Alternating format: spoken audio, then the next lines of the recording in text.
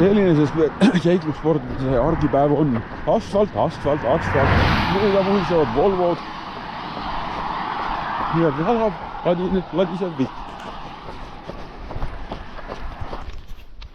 Orienteerumise on hästi oluline teha õigeid valikuid. Näiteks nagu siin. Valik A, kasevõsa. Valik B, natukene maha langenud puid ja täis männimetes.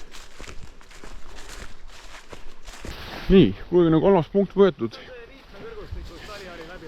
Jaa.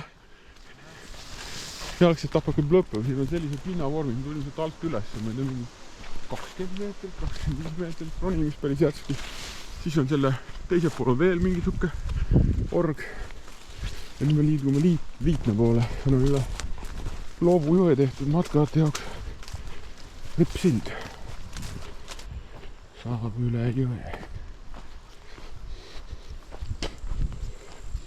Selline ime asi on siin veel.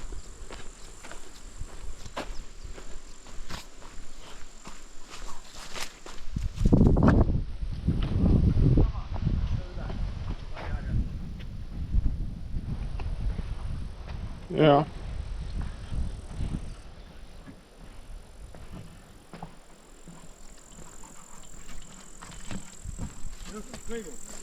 Jep.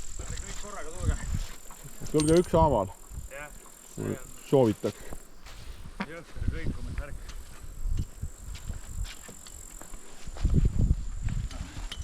Võtan endale selle teise kaardi